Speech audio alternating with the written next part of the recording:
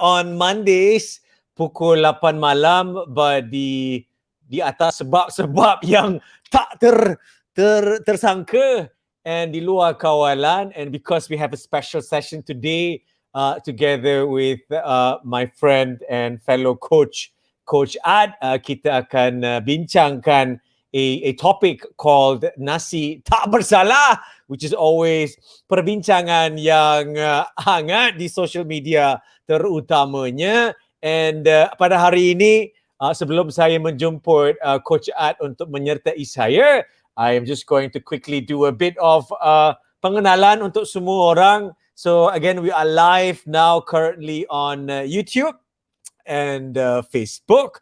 So sekiranya you are on Facebook and you are watching our live session, do feel free to participate dengan mengemukakan sebarang pertanyaan berkenaan dengan nasi dan sebagainya. Coach Ad dengan saya as our special guest pada hari ini, kita akan mulakan perbincangan sebentar lagi to talk about pelbagai mungkin mitos tentang pengambilan nasi, glycemic index, GI, kuantiti pengambilan brown rice ke white rice, basmati ke apa ke. And saya yakin anda ada pertanyaan berkenaan nasi yang tersendiri. So again, selamat datang kepada our sesi live pada malam ini di Facebook dan di YouTube.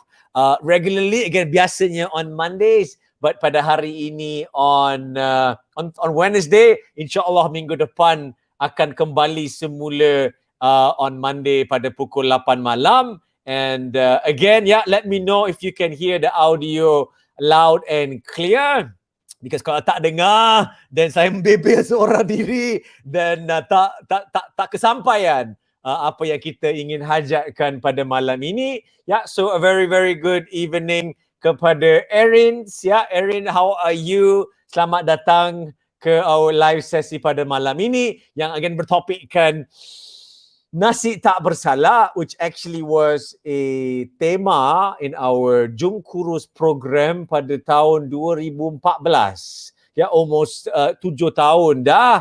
And pada masa itu, we had even a baju yang ada lambang nasi tak bersalah, makanlah segenggam tangan. And pada malam ini, kita ingin bincangkan topik nasi secara umumnya, but sekiranya anda mempunyai sebarang pertanyaan yang lain yang mungkin sangkut paut ataupun soalan mungkin berkenaan ingin mulakan semula rentak senaman di gym. Today was my first day back in the gym after a really long time, and so happy untuk dapat balik ke gym. So perhaps before we get started, and before I invite Coach Ad to join me on the stage, let me share with you guys my tips untuk berdepan dengan memulakan semula sesi gym setelah sekian lama meninggalkannya. And this is from my experience from today. Today I did a EMOM workout, which is doesn't stand for electronic mom, but EMOM, let me just Google it real quick. I forgot what it stands for. EMOM stands for every minute on the minute. So basically, it's macam high intensity interval training. Ada 4 blok senaman, and it can be quite high intensity. So my advice kepada anda dengan saya juga, bagi mereka yang memulakan semula sesi senaman di gym, nombor 1 is jangan pergi dengan perut yang kosong kau. Make sure that you makan something terlebih dahulu untuk menyediakan bekalan tenaga untuk bersenam. Nombor 2 is jangan go crazy pada hari yang pertama. So what I'm trying to say is jangan menganggap tahap kebolehan kecergasan anda sebelum lockdown dengan sekarang dah post lockdown untuk gym is the same. So when I entered balik gym pada hari ini, my goal was not to go crazy. My goal was not to impress anybody. You check your ego at the door. We did pelbagai bentuk senaman yang melibatkan bebanan dan sebagainya. Body weight pun boleh. But any senaman yang menggunakan beban, whether it's barbell ke apa, I ambil berat yang ringan sahaja just to get balik rentak senaman. So I know my limits, not trying to compete dengan anyone. There were about 6 of us dalam the group senaman. All 5 ladies and myself. I probably angkat berat yang paling ringan because again, not trying to impress anyone, but just ingin mengembalikan rentak senaman. So I memantau my heart rate sepanjang sesi senaman just to again regain balik the fitness, which will take time. Yeah, so that is my experience untuk kembalikan diri ke gym, and I am sure anda pun akan melalui benda yang sama. So again, don't continue exactly where you left off mungkin sebelum Ramadan. Always start slow and rebuild balik your fitness, strength, demi masa, and demi masa can take time. Yeah, so very, very, very good morning. Good morning pula. Very, very good evening. Selamat datang to our live chat session pada hari ini bersama dengan special guest Ad Halim, my coach as well, yang akan saya jemput sebentar lagi. So yeah, Waalaikumsalam Safina, Nadira, Shaziana, Nina, Mariana, yeah, Hezri as well. Jessie, yeah, welcome to our live session as well. Erins, yeah, nasi tak bersalah. Salahnya lauk yang sedap. Lauk yang sedap adalah kurnia yang disalahgunakan sehingga dia menjadi masalah. So jangan menyalahkan lauk yang sedap. Pandai-pandailah mengawal jumlah pengambilan supaya ia sewajar dengan keperluan. Okay, yeah, so again, thank you so much for joining us. Yeah, Marini as well. Hi. Yeah, this is Marini who posted a picture from just about 9 years ago where she joined our program pada permulaannya. She at the time was a amazing kisah kejayaan yang berjaya kurangkan, tak salah saya mungkin 20-30 kilo pada masa itu. And she reminded me that we had a tema called Nasi Tak Bersalah about 9 years ago juga, and I was replying to her saying that it's been almost a decade, yeah, almost 10 tahun, and here we are still talking about perkara yang sama, but it is okay because we are, as coaches and educators, sentiasa berjuang to educate you guys as much as possible supaya then you can terapkan ilmu itu, and insyaAllah hopefully dapat membantu those of you who are around you ke arah yang lebih sihat. And let's not waste more time. Let me bring Ad Halim onto the stage as well. Yeah, hi Ad, how are you? Fine, good sir. Baik, Alhamdulillah. How are you? I am very good, thank you so much. Ya, Rindunya. lama tak jumpa kan? Jumpa semua virtual sahaja. Yeah. And yeah, now just to sesi mungkin introduce you, those of you yang tak mengenali Coach Ad, I have known you since 2014 juga rasanya. Ad was a coach, a team leader in our Jom Kurus program pada tahun 2014 di Johor, and many years after that. But I got to know you before you got married lagi, before you had children lagi, and so happy that we are still in touch, yeah, and bekerja sama. Ya Allah. And just to let you guys know, di rumah, this sesi is hasil daripada sumbangan or idea Coach Ad sendiri yang wanted me to join a sesi bersama beliau on topic nasi. And I figured, tak bersalah. So I figured, why not just invite you to our weekly live chat on Facebook and YouTube supaya kita boleh bincangkan the topic together and also membincangkan soalan-soalan daripada para hadirin pada malam ini. Yeah, so welcome to the show. Thank you so much, sir. Hi everyone. Hi. Apa khabar?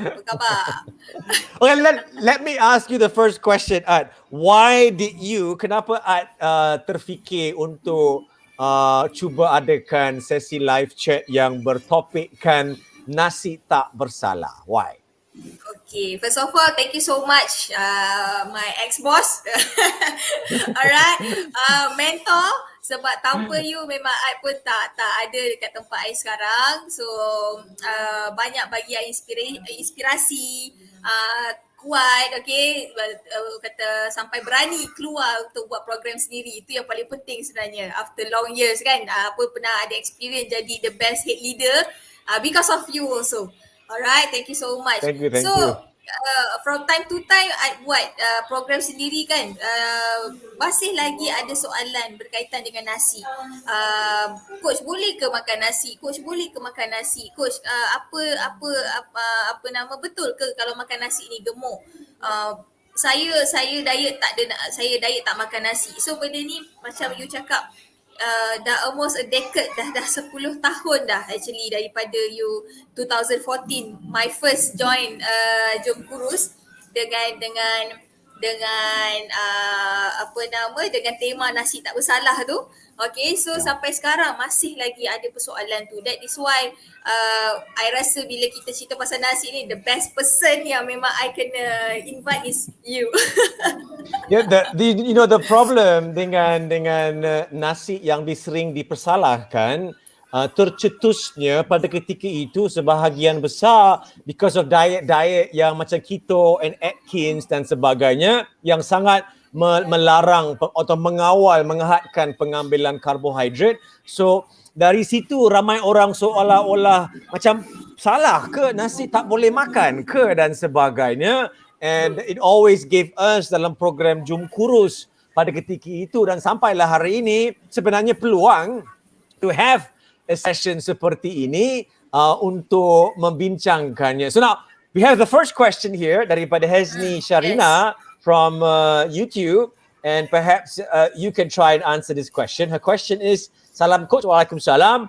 Apa beza nasi putih, nasi perang, nasi basmati and mungkin pra-boil rice yang beliau mungkin ingin bertanyakan. Yeah, so from your opinion, Coach Ad, what is the perbezaan empat jenis beras itu? Okay, first of all, bila kita cakap pasal nasi ni kan memang banyak gila beza, macam banyak gila jenis nasi kan dekat luar sana, and siapa nama dia ni, Hazni pun tahu benda ni, and I trust yang orang dekat luar pun tahu sebenarnya nasi ni berbagai jenis. So first thing first, okay, bila cerita pasal nasi, apa benda yang you nak, apa yang you nak consume, apa benda yang you nak makan, first you kena happy dululah. Kan, you kena happy dulu. And then, okay, di samping kita nak tahu beras putih, beras perang. So, everyone knows yang beras putih ni atau beras biasa ni, dia punya GI dia tinggi. Alright, so dia punya karbohidrat dia very full, and then dia mudah hadam yang membuatkan kita cepat lapar. And then, beras perang pula, dia punya GI dia slow, sorry. Okay, you have to slow down. Now, what is now? I bayangkan umpama saya sendiri sebagai audience, and the problem sometimes is when coaches talk about GI and carbohydrates, mereka sering assume bahawa orang ramai memahami what you are talking about, but kebarangkalian besar tak semua memahami. So, what is natang glycemic index, GI? What is GI? GI, okay. Dia macam ni lah, okay. Dia memang susah kan bila kita nak cerita yang ini baru GI ni, belum yang kita masuk about what is brand, what is endosperm dekat dalam beras tu sendiri. So why not instead of kita share dia punya why this thing is good, why this thing is not good, why kita kena consume ni, why kita kena consume tu. Okay, so now we focus on the healthy lifestyle, the healthy eating way. So kalau you rasa you happy eating beras putih, you should eat beras putih. You have to answer her question lah. You have to answer her question. Right now you are saying words yang bunyinya sedap, but at the end of the day, you have to answer the question. What is the difference between white rice, beras perang, basmati dengan pra-boil rice? Now, so to help me answer the question for Hazni dengan Coach Ad as well.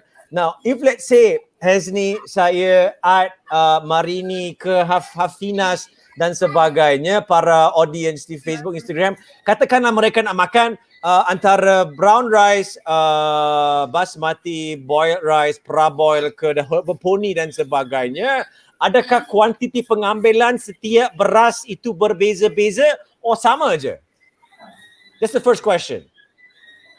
Adakah kuantiti pengambilan? Ya, kuantiti pengambilan sama. So Hazni, whether you makan brown rice, praboiled rice, basmati, or even nasi goreng ke apa, kuantiti pengambilan carbohydrates, because semuanya adalah sumber carbohydrate, should be the same. In my opinion, it should be segenggam tangan karbo sekali makan sebagai just a sukatan yang mudah, tak payahlah buat more tangan as we always say, but agak-agak dalam pinggan tu ada segenggam tangan beras yang dah masak, bukan beras yang belum masak segenggam.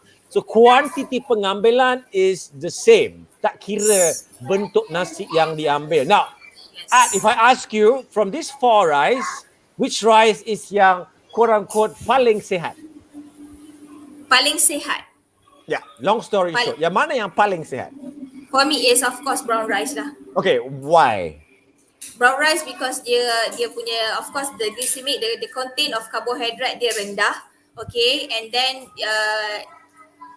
they come out with the original beras itself. Maknanya dia tak ada buang ataupun kata dia less process. Boleh tak kita senang cakap macam tu? The less process. Maknanya kalau macam contoh kalau beras putih ni ada beras wangi, beras even basmati sendiri, even kata beras biasa atau kita cakap beras murah ke kan. All this beras dia ada menjalani proses but not beras perang. That is why dia punya protein, dia punya vitamin A, D, E and of course the carbohydrate itself masih ada lagi dekat situ.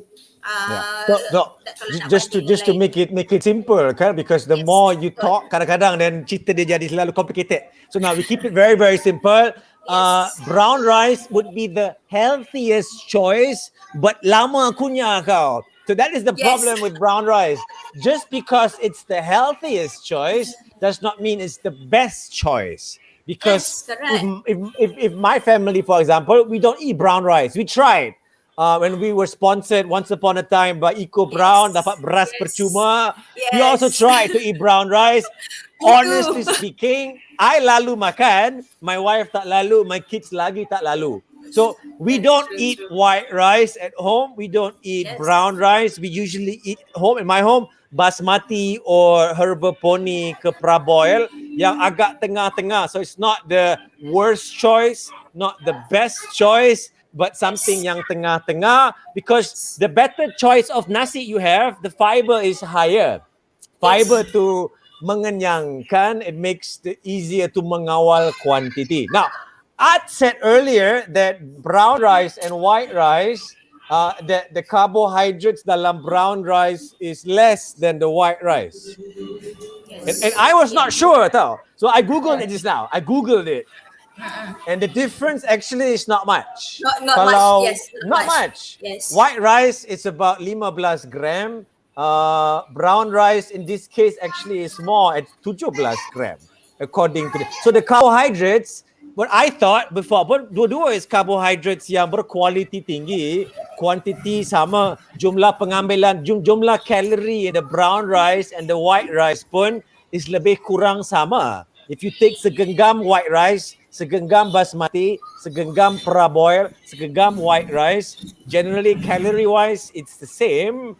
Cumanya some have more fiber than the others, and it's the fiber that makes it healthier in terms of membantu in this case Hazni untuk mengawal and they're more nutrient dense, which makes it easier untuk mengawal jumlah pengambilan quantity. As Ad says, it's less processed. Less processed means kurang kompleks. Kalau white rice is kurang kompleks, and brown rice is very complex carbohydrates. Is pilihan yang lebih sihat, but kunyah lama kau. Okay, let me try and find a different question here, and we will just go back and forth like this lah untuk bincangkannya. Okay, Let me see what else we have. Okay, this is a very good question from Azira. And this is not always that easy to answer. It's a very good question. Nak tanya, betul ke kalau makan nasi tak boleh makan buah sekali? Now, this is not a yes and no answer. This is a pandangan masing-masing. So let's start dengan pandangan Coach Ad. What is your opinion about makan nasi dengan buah pada hidangan yang sama?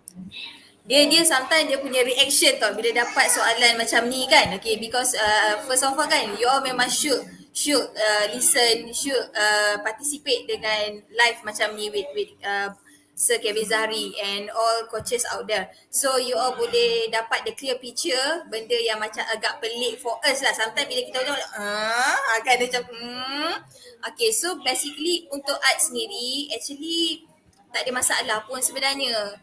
Tak ada masalah. For me lah, tak ada masalah. Kalau makan nasi, Yeah, this is kalau about makan nasi tak boleh makan buah sekali. So, for me boleh sebab kan sedap kan lepas. Tapi dia macam mana tu? Dia keadaan tu macam mana agaknya? Kalau macam kita makan nasi, after that kita makan buah, puas. So macam mana? Dia hidangan yang sama. So it's a very good question. And now what I sarankan, dua-dua adalah sumber karbohidrat. And it's the same scenario if you berdepan dengan, let's say, dinner, you have nasi segenggam, karbohidrat. You nak makan buah seapple, karbohidrat. Nak minum air jus oren pun karbohidrat. All three are carbohydrate. Now that for me is part of the problem because there's too much carbohydrates everywhere. So saranan saya is as much as possible sekali makan carbohydrate should be segenggam tangan sekali makan. So if you have nasi segenggam, nak makan buah sebiji, minum air jus orange segelas, for me that would be too much. So if I nak minum air manis, nak makan nasi, nak makan buah, I have to give and take. That means I cannot makan the whole buah, I cannot minum sepenuh gelas, I cannot makan nasi segenggam. So I have to kurangkan sikit supaya gabungan ketiga-tiga is lebih kurang segenggam tangan. Otherwise, then yes, pengambilan carbohydrate can be too much because carbohydrates are everywhere. Yes. It's all about portion lah maknanya kan, betul tak? So portion maknanya if let's say you want to eat with fruits, so you have to take note you punya nasi punya portion and your drinks punya portion. So if let's say still lagi dalam range kalori ataupun karbohidrat yang okay, so you just boleh makan lah, tak ada masalah lah.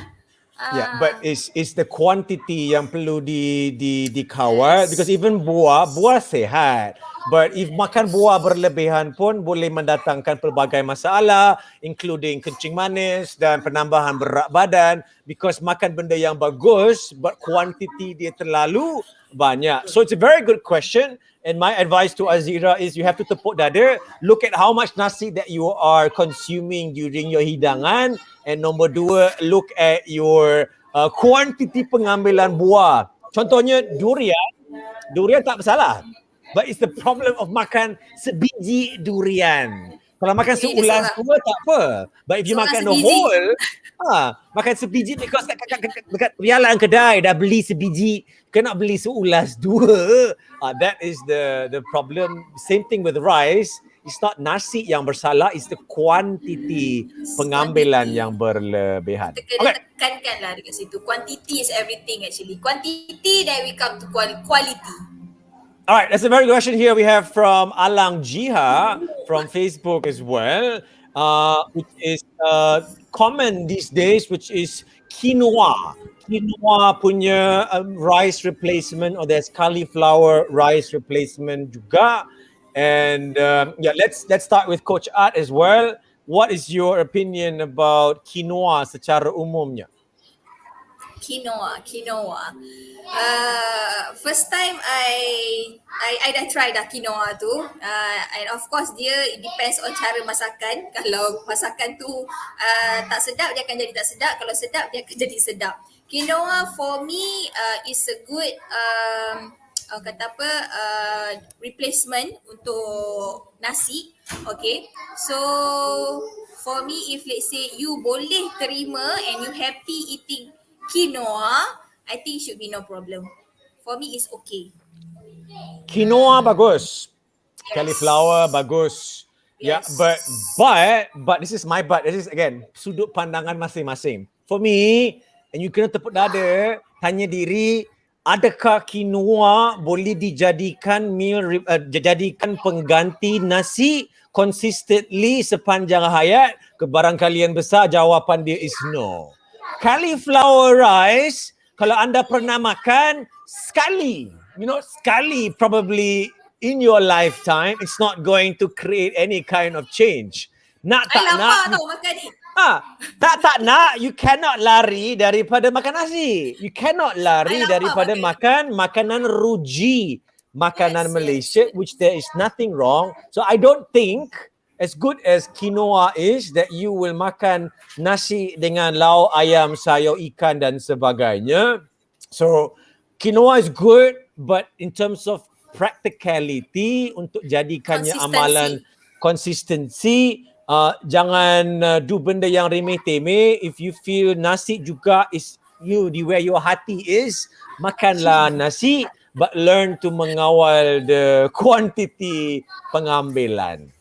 You know, negara Jepun is antara negara yang paling sihat dari segi BMI, obesity di dunia, but mereka semua tak makan benda yang remeh-temeh, mereka tetap makan nasi juga, bukan makan benda yang luar. So it's the quantity yang menjadi segala-galanya. Yes. Okay, let me see what else we have here. Oh, kecoh lah audio you belakang. Tu Maria. Maria, ramai saya terus satu rumah 11 orang ni. Oh, ya ke ramainya? My brother stay with my parents. I dah stay Keluang for a while. I see. Tak jauh. Oh, Keluang jauh-jauh juga. Keluang. Sebab my husband Singapore kan. So I dah stay sini dululah sementara. Oh, your husband is based in Singapore? Tak boleh keluar, tak boleh balik kan? Tak boleh balik lah. Once balik tak boleh masuk lah. Boleh lah. But we try the best time lah to spend dengan kids kan. So tak nak lah balik setakat seminggu, 2. Lepas tu nak balik sana balik. Baik stay dulu kan. Nanti bila balik tu mungkin 2 bulan ke. Okay sikit kan. Okay, next question here. Daripada Azizon Aziz. Brown rice tak boleh telan. And that's true. And setengah orang dia akan kecewa. Because they feel macam ramai orang sarankan makanlah brown rice dan sebagainya. Betul. And if you sendiri tak lalu, you feel macam gagal ke aku tak makan brown rice. But again, I personally pun tak makan brown rice. Betul. Does not mean brown rice tu tak bagus. But again, it is pilihan masing-masing. Now, I personally I makan brown rice tak. I makan basmati selalu. Raboy selalu, nasi putih dekat mamak kedai biasa pun selalu. But whenever I berdepan nasi, I still akan go for quantity pengambilan yang sewajarnya. Even if I berdepan nasi goreng ke nasi biryani, pun akan makan segenggam tangan juga, which is cabaran yang sebenar. Because ramai orang sukar mengawal jumlah because hidangan yang diberikan itu is ya Allah, tak nak membazir dan sebagainya. But Azizon, jangan risau, you are not alone dalam ketidakbolehan untuk menelan brown rice anda. Yes. Okay. Tak payah stress for that issue lah, betul tak? Tak payah stress pasal rice lah sebenarnya. We just consume saja, but kawal you punya portion, kawal you punya quantity. Tu kalau you nak result lah. Kalau you tak nak result, then kita pun tak boleh buat apa juga. You have to kata macam saya cakap, tepuk dada tanya selera. You nak result, you have to do lah. You have to control the portion. Sebab bukan tak boleh makan, kita bagi you makan. But kata you have to try. Sebab itulah cabaran dia sebenarnya. Untuk kawal benda yang dah bertahun you amalkan, and now we have to change a bit untuk you sihat. You know, when it comes to social media, and social media can be a bit misleading, akan ada kisah Muhammad Ali berjaya kurangkan 30 kilo berat badan tanpa makan nasi. Akan ada. And that will somehow lagi memeningkan orang ramai because Muhammad Ali tak makan nasi, dia kurangkan 30 kilo. But ada je kisah orang yang kurangkan 30 kilo dengan makan nasi. It's not soal makan nasi ke tak, it is soal pilihan masing-masing dalam usaha untuk mengawal jumlah pengambilan kalori. I mean, Azizun said again, makan bunga kobit pun tak kenyang. I'm assuming bunga kobit is cauliflower ke? I don't know. Betul, yes. Dalam bahasa Melayu ke? Ya, okay. Bunga kobit. Kobis. New- Kobis. Rasa dia Kobis. typo tu. Oh, kobis. Oh, S kobis. dengan Ah, belah okay. sebelah. Okay. Kobis. Bunga kobis tak Okay. kenyang. Ad pun Okay, soalan kobis daripada Hazim. Soalan daripada beliau is saya Oi. suka makan nasi. Waktu malam ada tak makanan yang boleh digantikan nasi waktu malam? Saya punya nasi tegar, tak ada nasi murung hidup.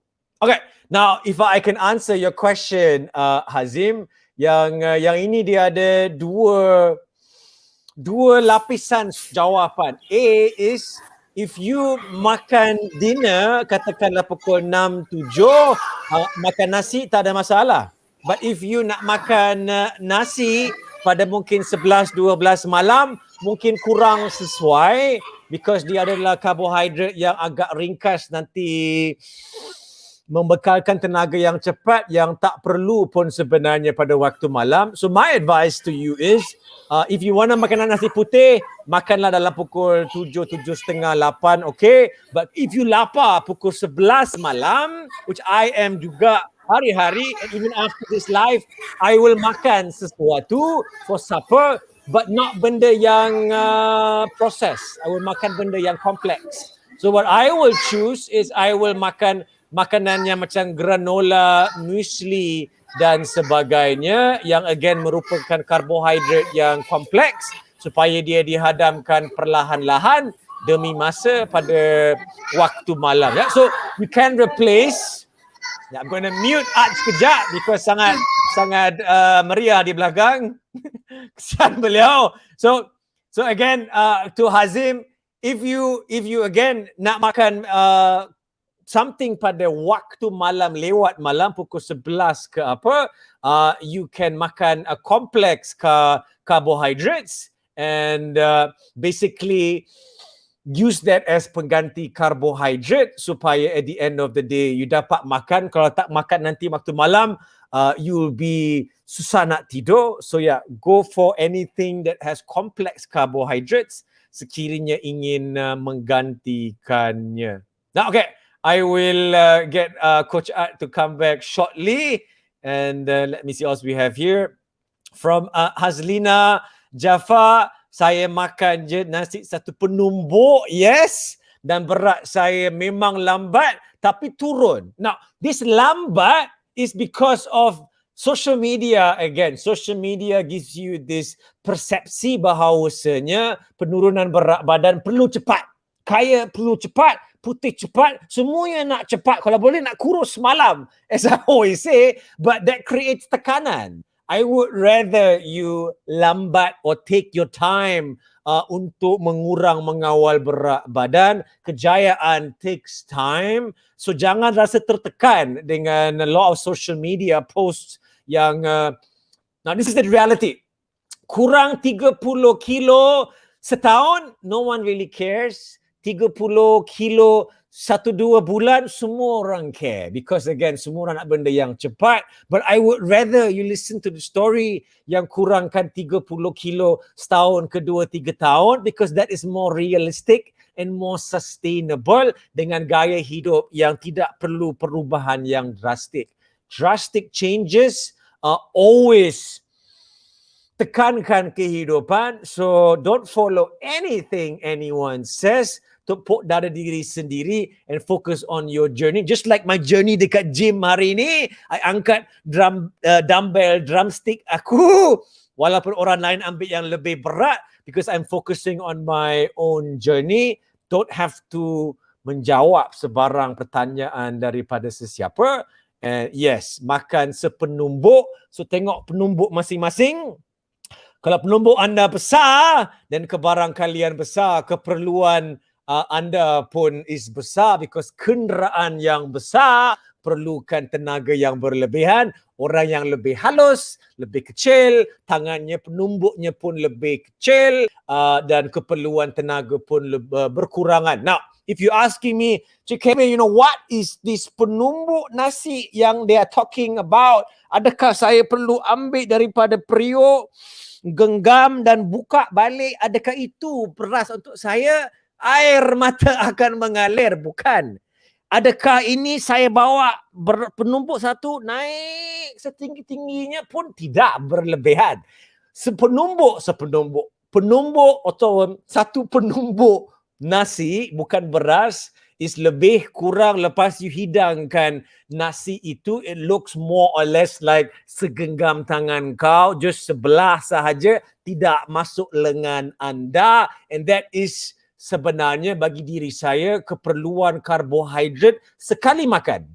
So you can have penumbuk belah pagi, tengah hari, malam, snack dan sebagainya dalam 5-6 penumbuk karbohidrat per day. So cereal pun penumbuk, buah penumbuk, nasi penumbuk, pasta penumbuk, pasta yang berlubang agak kurang adil sikit. So use common sense untuk agak-agak menganggar penumbuk karbohidrat sekali makan. Now, if you tak biasa makan sepenumbuk sekali makan nasi, air mata akan mengalir. I understand, change takes time, but once you dah biasa makan segenggam, then dapat 2-3 genggam nak muntah pun ada. So it's up to diri sendiri untuk make that change perlahan-lahan, but I would sarankan anda untuk go for sepenumbuk atau segenggam tangan karbohidrat sekali makan. Alright, so now I'm going to try and get Coach Ad back again. Yeah, no worries. Nampaknya dia tukar kawasan. Sorry, yeah, it's okay. everyone. It's alright. This is cabaran dan dugaan dalam keadaan virtual, but at least kita dapat bersama walaupun you are in Keluang and I am in London. No, I'm just Mangkiara sahaja. All right, let's see what else we have. Now, let me ask you a question, Ad. Have you ever been on a fasa pemakanan where you tak makan nasi? Oh, no. Kenapa? No, For sir, any no. reason, have you been on a fasa pemakanan where you cut carbohydrate nasi for any purpose? Nak kahwin ke, nak carbo loading dan sebagainya? No. Sebab I memang pentega nasi. Kan tadi brother tu pun cakap kan dia tega nasi. But Alhamdulillah I control nasi. I tak pernah tolak nasi. I tak boleh tolak nasi. I rasa kalau I tak makan nasi, badan I jadi weak. So and then that one is masa muda lah, okay, and then I kahwin, and then ada anak, ada lagi I menyusu badan, 2 orang menyusu badan. So memang I tak boleh tak ada nasi. I have to eat rice, and of course I punya workout intensity a bit higher, so it helps me to balance intake input and output lah. Of course I tak boleh tak ada nasi. I memang kena ada nasi. Yeah, now this is again not about you must makan nasi ke tak. As we always say, it is suka hati kau. And I am sure ramai para pendengar sekarang ini ada kawan yang tak makan nasi, yang tak makan karbo, yang buat diet keto ke Atkins ke dan sebagainya. And that is suka hati dia. It is nothing wrong kalau you nak memilih pola pemakanan A, B, C, D, E, F, G.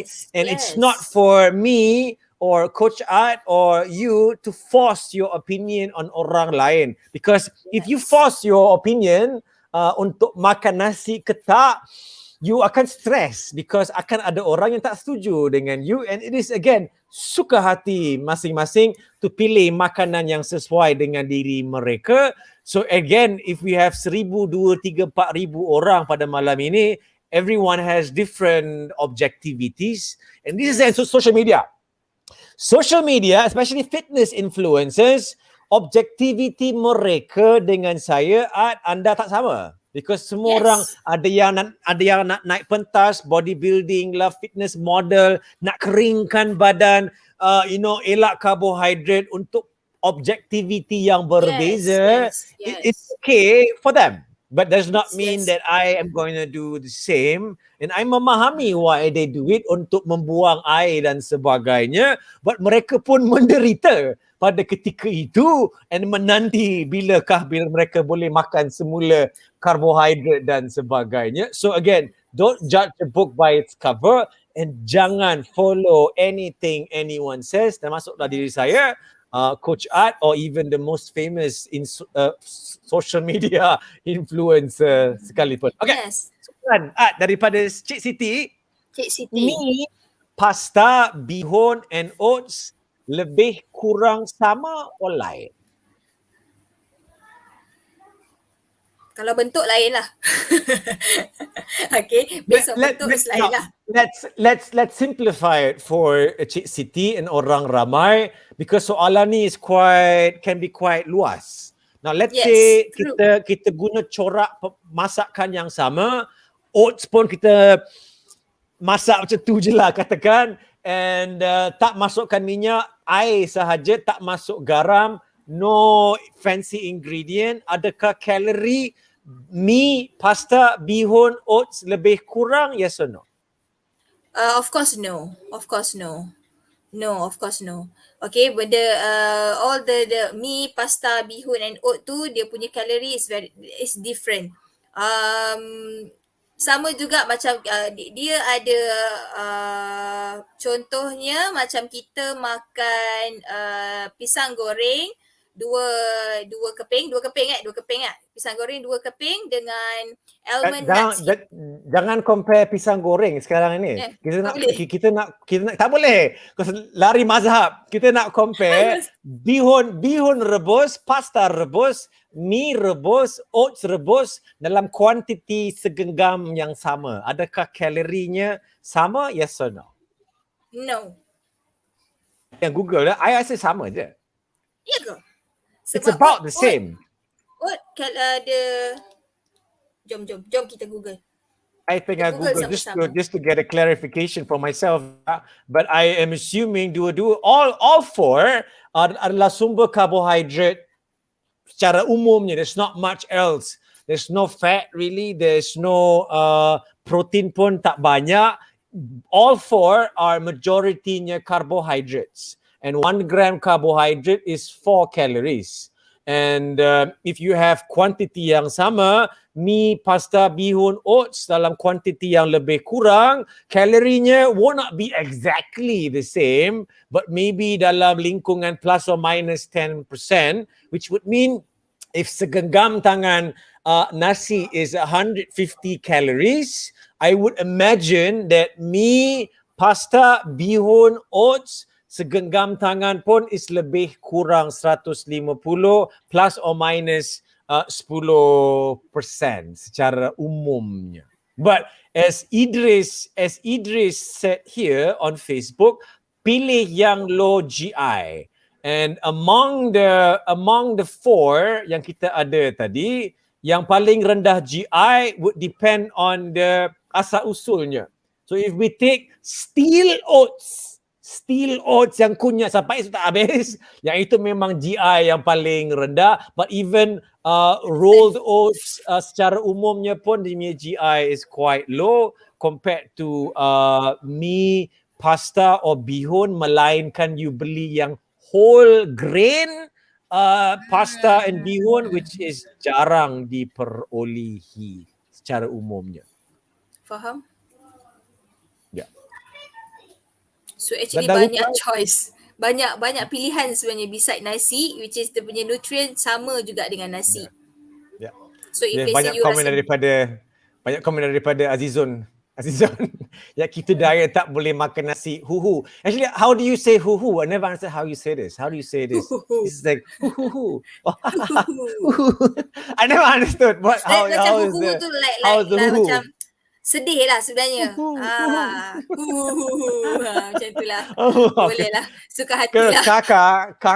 Kakak Kaka always used to put inside her WhatsApp messages always. Alah. Yeah, no, again, there is many diets out there, as Azizul mentioned, and we mentioned as well, as keto lah. I saw IF in the comments.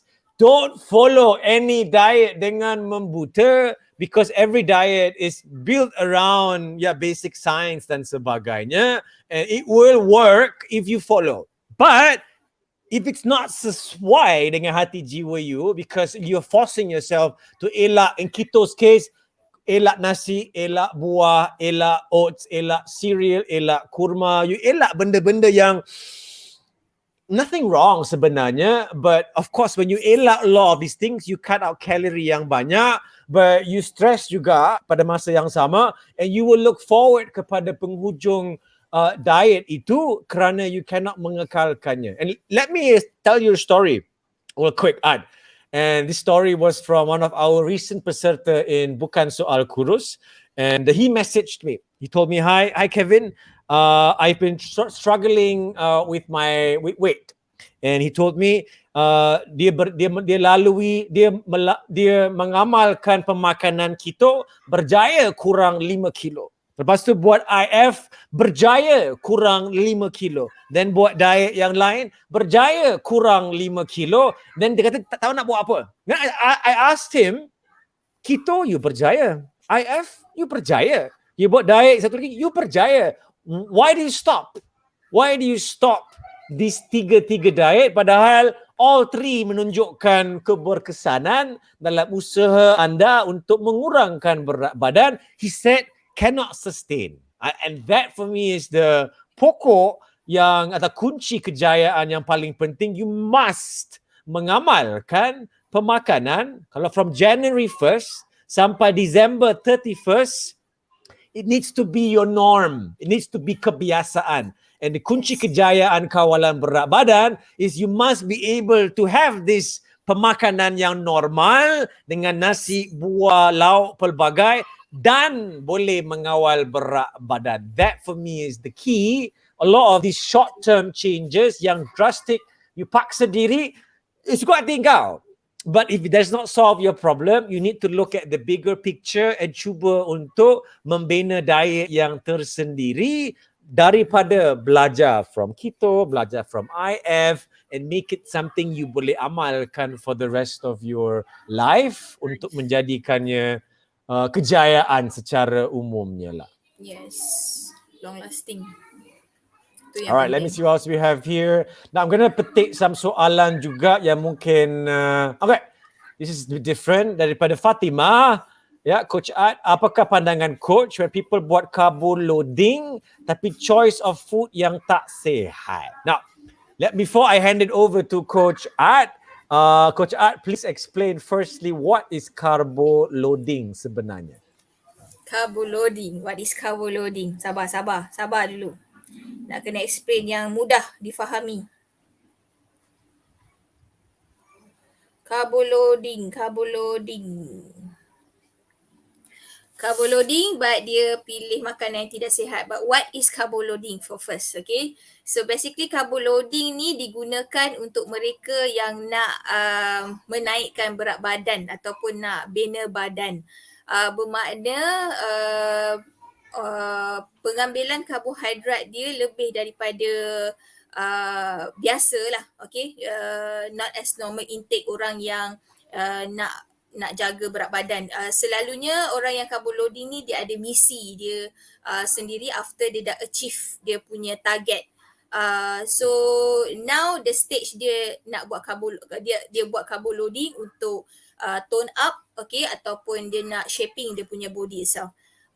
Okay, so that is my carbo loading sendirilah, okay. So carbo loading sebenarnya carbo loading adalah methodology of meningkatkan takungan karbohidrat badan untuk larian jarak jauh, marathon dan sebagainya.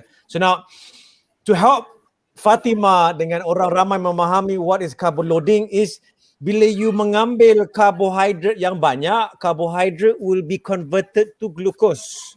But your body cannot store glucose. your body will store something called glycogen. And glycogen is glucose campur air.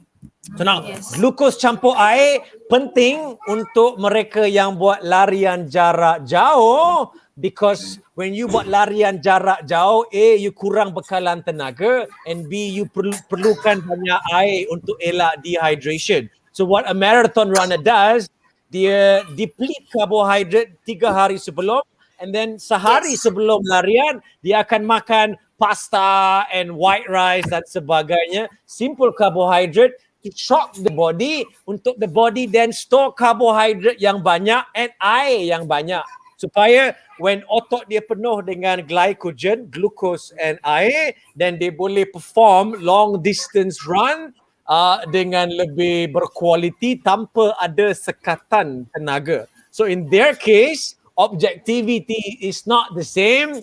And in Jum Kurus, kita always buat lawak. Bila orang tengah makan karbo yang banyak, kau karbo loading ke? Padahal just lapar. But again, carbo loading is usually makan kuantiti yang banyak, mungkin dalam 2, 3, 4 ribu kalori sekalipun, supaya again, ia boleh digunakan untuk aktiviti marathon, triathlons dan sebagainya yang memerlukan tenaga yang berpanjangan. But of course, their choice of food is simple carbohydrate, because dia tak nak yang kompleks. Dia nak tenaga yang cepat. Dia nak glycogen. Dia tak nak ada fiber yang lagi melambatkan penghadaman. So again, their objectivity is not the same. Jangan ikut mereka, Fatimah. Melainkan you are perhaps attempting a marathon. Now, 5 km run is not a marathon. 10 km run pun is not a marathon. Tak perlu carbo loading sebenarnya. Keep it simple. But once you do Ironman, half Ironman, or macam bicycle yang trending yang 5-4-5 jam berterusan, then the carbo loading becomes more relevant. Okay. Let's see what else we have here. Daripada Ernie Izas. I pun tak nak benda ni. Selepas vaksin, selera makan pun lebih. Kenapa ya? Sebenarnya. I same. You dah ni ke? Dah habis dah? Dah habis dah lama. My second shot was awal August hari tu. Okay. Yourself dah? My settle. You geng mana? Geng Astra ke geng Pfizer? Pfizer.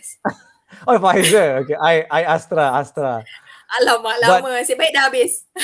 But nampak gayanya there will be a third shot lah. But it's expected lah. We just go with the flow. Hopefully it will be for the better. Yeah. Yes. So I had the same thing as Ernie. When I post-vaccination, I was lapar. And I posted this on Instagram as well. You followed my IG story. I lapar. I makan macam-macam. And the problem is, when you are at home and you lapar, you must have makanan yang agak mengenyangkan, yang berfiber tinggi, yang karbohidrat kompleks macam oats ke dan sebagainya. Because I am lapar usually a lot, pagi, siang dan malam. And at home, I must have cereal. And when I say cereal, it's not your Kellogg's Frosties dan sebagainya. I'm talking about macam muesli cereal yang ada kacang, and roll oats and some fruits, raisin ke apa, yang agak menyelerakan, bukanlah kunyah kering kau, supaya lapar je, belasah benda tu. Lapar je, belasah benda tu. Because I saw another question here. Ini pilih steel oats. Yeah, it is pilihan masing-masing. Let me see. Okay. This is a relevant question to soalan Ernie as well from Khairi from YouTube. How to decrease craving benda-benda manis. If you layan craving dengan benda-benda yang manis, like you layan craving dengan simple carbohydrate yang GI Joe dia tinggi, then you lagi akan fuel your craving. But if you memahami bahawa gula ringkas lagi membarakan your nafsu makan, tak kenyang-kenyang pun. Macam tengok wayang, popcorn, wayang belum start, popcorn dah habis. Because GI dia tinggi. So if you are craving benda yang manis, makanlah benda yang manis but yang ber-GI rendah supaya dia menstabilkan glukos darah anda. If you layan craving dengan glukos yang simple sugar, yang ber-GI tinggi, then dia akan continually menggelorakan your glukos darah. And if your glukos darah sentiasa bergelora, your nafsu makan will always be bergelora. So if you layan your nafsu dengan tembikai sekalipun, tak kenyang-kenyang kau.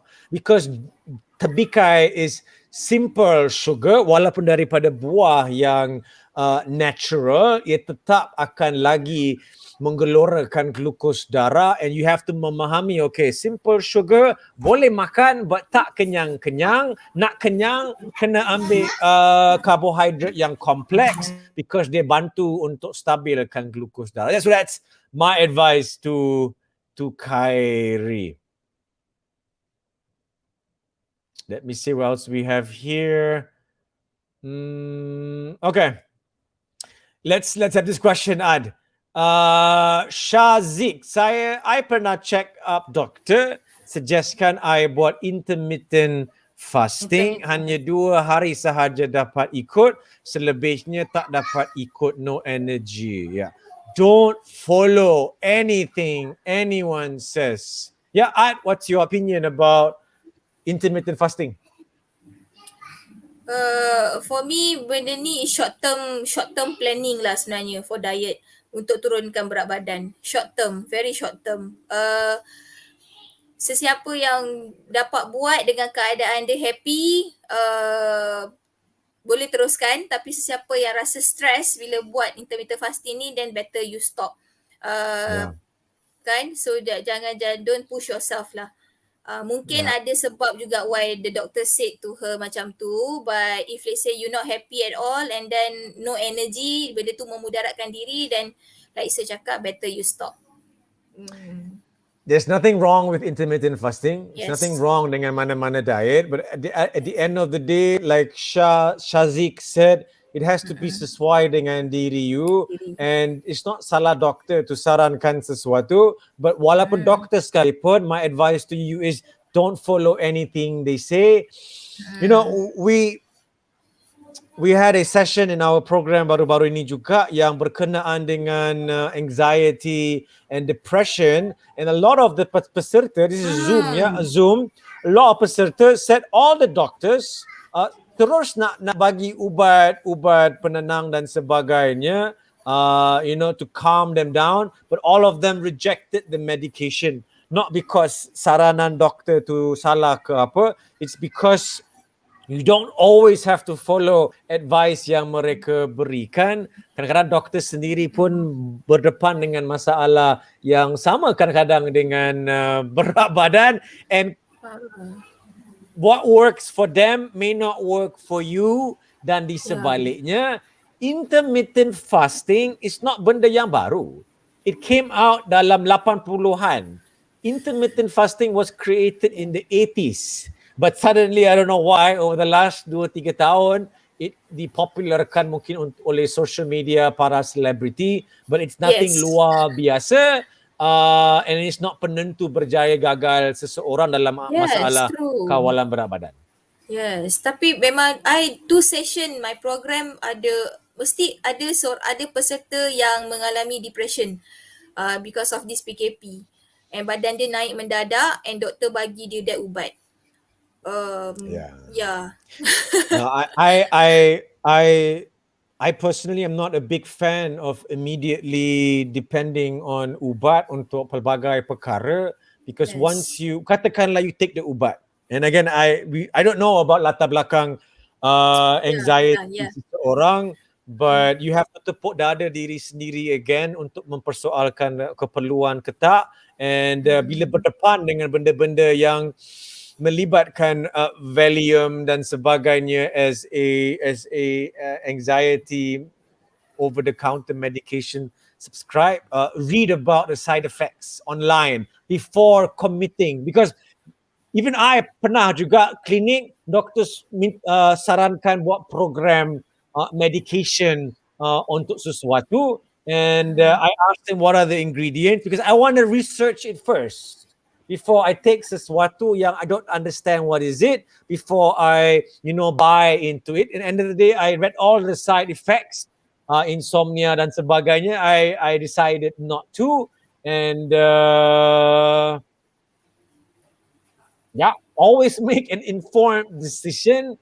Don't terus jump into a decision, and kalau boleh dapatkan pandangan yang kedua atau yang ketiga bila melibatkan perkara-perkara yang I think are quite serious, especially bila dalam keadaan depression and anxiety, dalam keadaan COVID-19, it is very, very serious. Tough. Yes.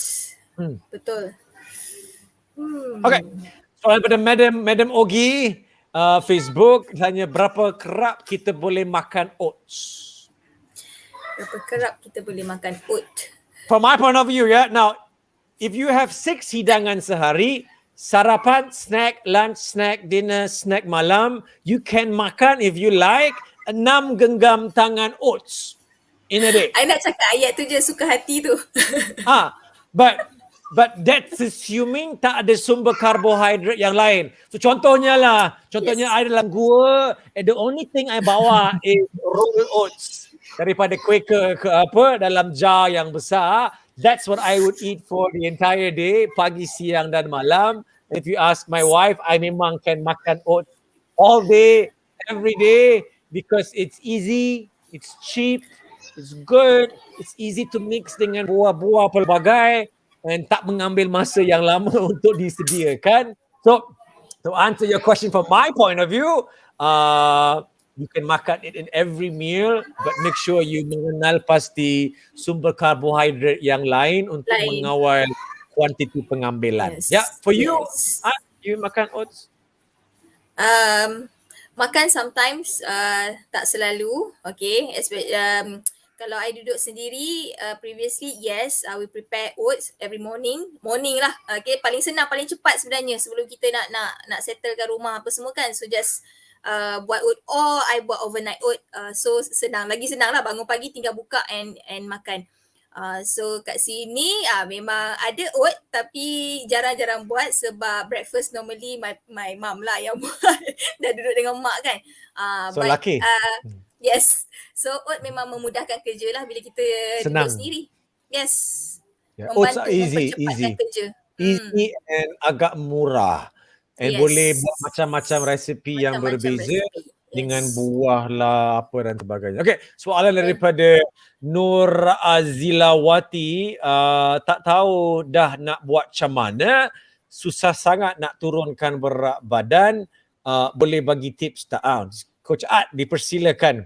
Sila berikan tips kepada Puan Nur Azilawati. Puan Nur Azilawati dah tak tahu dah macam mana nak turunkan berat badan. Okay, so I boleh bagi tips. Satu, you cari masa dulu untuk diri you. Okay, find your own time untuk you workout. Okay, untuk you workout, and then try to manage your food. Okay, manage your food maknanya I percaya yang you mesti masak dekat rumah. Okay, so cuba gunakan apa yang you selalu masak. Okay, selalu masak, you cuba guna apa yang ada saja kat rumah. Jangan try untuk cuba benda yang baru. Just buat apa yang sedia ada di rumah dan cuba kawal portion and jaga kualiti makanan tu sendiri. Sebab selalunya I punya peserta kalau dia cuba memperbaharui dia punya meal plan, dia memperbaharui meal plan dia, dia akan jadi cepat fed up, dia akan jadi cepat penat dan cepat boring sebenarnya sebab kebanyakannya dia orang buat untuk makanan dia sendiri tapi dia tak tengok makanan orang rumah dia. So dia stres lah sebab dia kena makan benda yang lain daripada family tu kan. Family dia masak sedap but dia buat yang lain. So dia sendiri yang stres benda tu. So manage your time, manage your meal. So insyaAllah benda tu akan ada sebab slow biar perlahan tak apa. Yang penting ada hasil. Dia cakap senang tau. Cakap senang dalam keadaan macam ni. Tapi at the end of the day, if I were Puan tadi, and I buntu betul-betul, tak tahu nak buat apa, I would cuba untuk mungkin menyertai program mungkin bersama dengan Coach Ad ke apa ke, untuk menambah ilmu, because if you keep doing the things yang you've been doing, kebarangkalian besar you will not membawa perubahan yang diharapkan, and you have to sahut cabaran yang diberikan, because kawalan berat badan, the good thing is it is in your hands untuk menjayakannya ke arah yang mungkin lebih ringan. Berbeza dengan ekonomi negara yang di luar kawalan cuaca dan sebagainya, berat badan, it's up to you whether you want to mengubahnya ke tak. Kalau nak, cari ilmu, which will take time, cari geng senaman virtual ke, to mengubah tabiat. And as Art mentioned, you kena make time. You don't make time untuk diri sendiri because penuh dengan tanggungjawab untuk menjaga orang lain.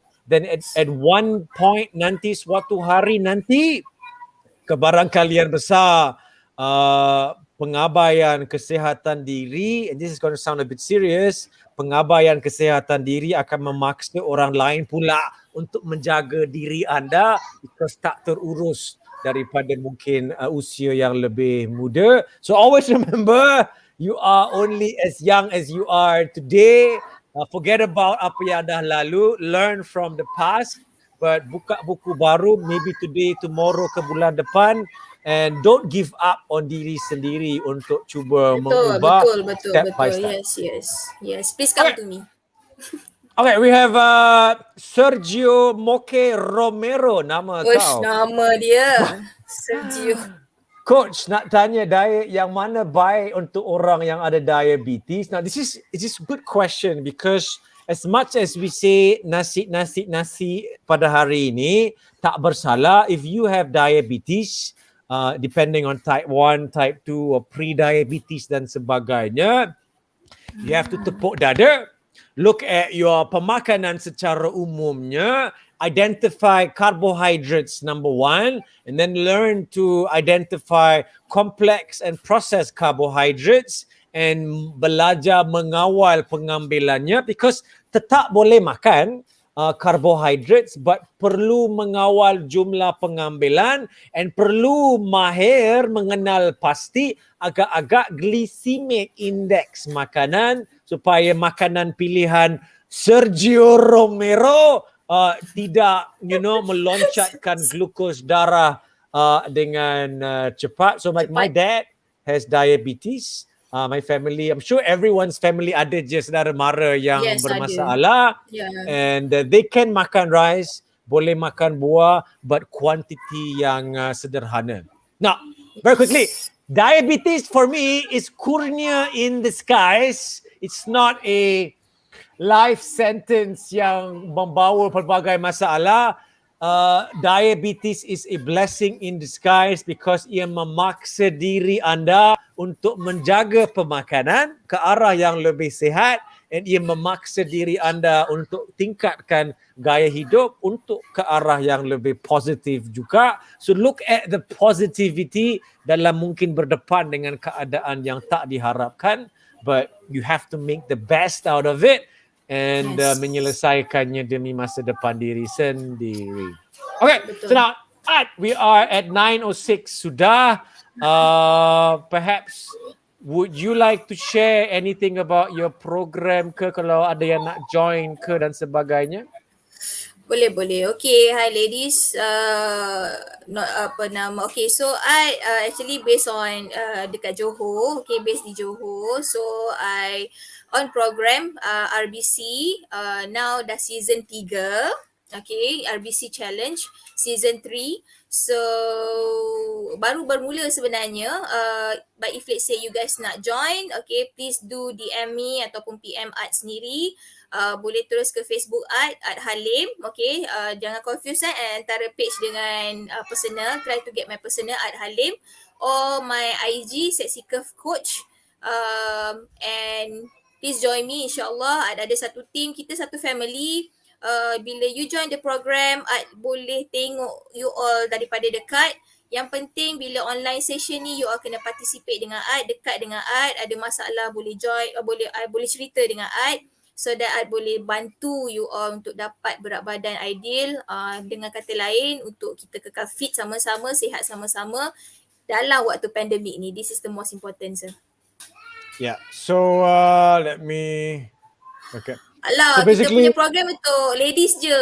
tak apa. Now basically maybe after this Ad boleh tinggalkan dalam ruangan komen how to reach you di Instagram and Facebook, and ya kepada Taha Abdul Latif, if you are looking to join programs that we anjurkan, that at times Coach Ad is part of juga, our bukan Yes. soal kurus program akan kembali January 2022.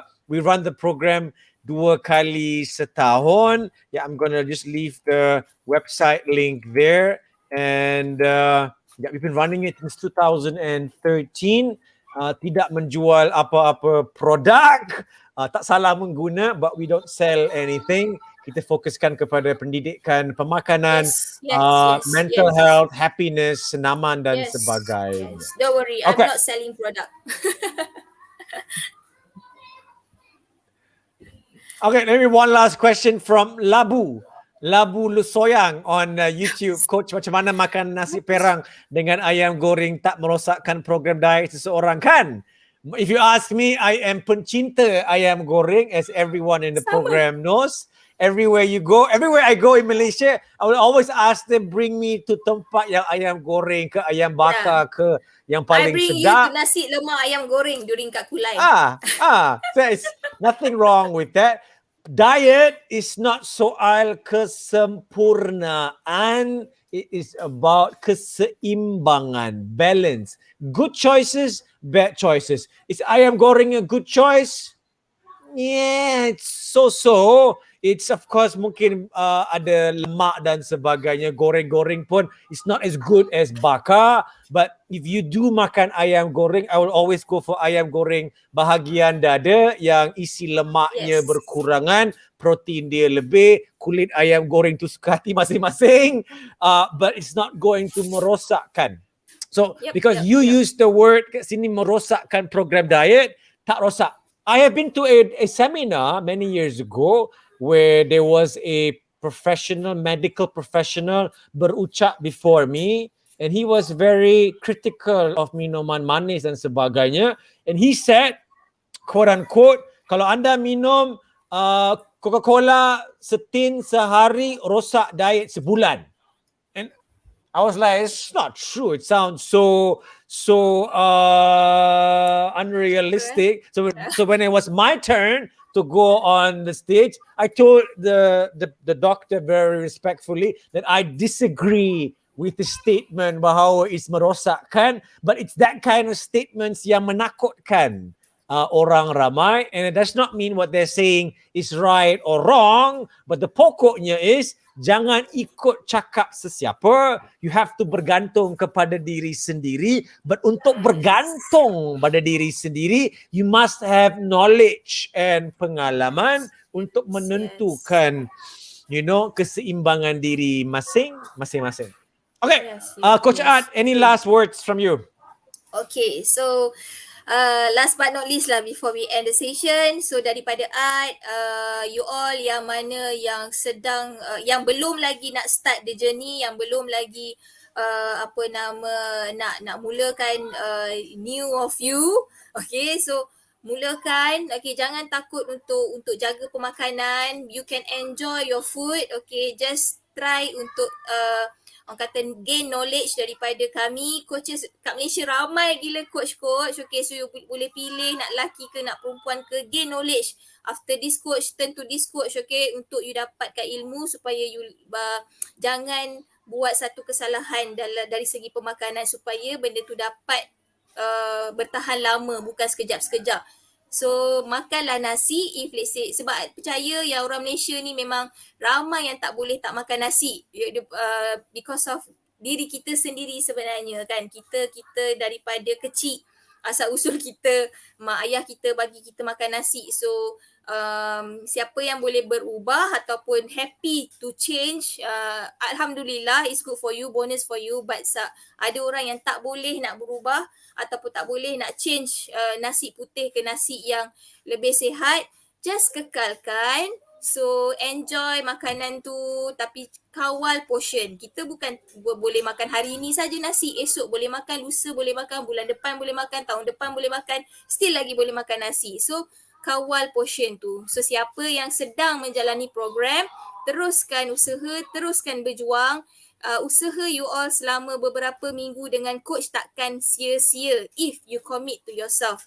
And siapa yang dah berjaya turunkan berat badan, tahniah, konsisten and percaya pada proses yang you sendiri buat, supaya semangat tu akan kekal sampai bila-bila. Alright? That's all for me. All right. Thank you so much, Ad, for joining me today. Wish you all the Thank you best so much, sir. dengan Thank you. your program dan segala-galanya. And I look forward to berjumpa semula suatu hari nanti face Boleh, to face bila keadaan Yes. mengizinkan. Thank you so much. Yes. And Thank wish you all the Thank best. you. Have a Thank good you night. so much, sir. Thank you so much, everyone. Good night, everyone. Assalamualaikum. Waalaikumsalam. All right. So that was Coach Ad who suggested the topic for our live for today. I'm going to spend maybe 5 minutes more or so to answer 1 or 2 questions before kita menutup tirai pada malam ini. And this is a relevant question from Fauzi, yang especially now dengan pembukaan gym semula, and he's asking, dah lama tak bersukan and sekarang tiba-tiba nak join balik gym, macam mana? And this goes back to my perkongsian lebih awal. Don't start semula where you stop sebelum lockdown. Sekiranya dah lama meninggalkan arena senaman. I personally today baru join the gym again after long wait. Sangat-sangat happy. But I made it very clear untuk diri sendiri, tak nak push diri, tak nak, sambung balik macam hari sebelum lockdown.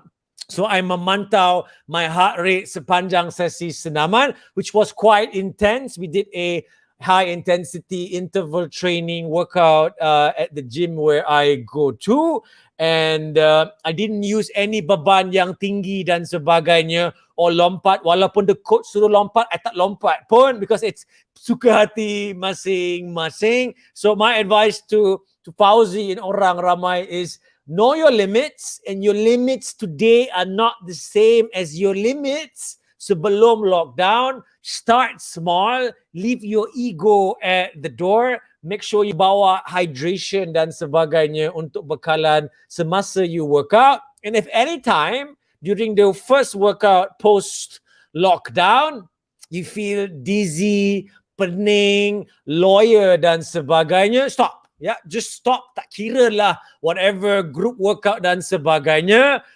Don't immediately sit down and termenung. Try and cool down and walk it off supaya your body can have ruang dan masa to rebuild balik kecergasan, which will take time.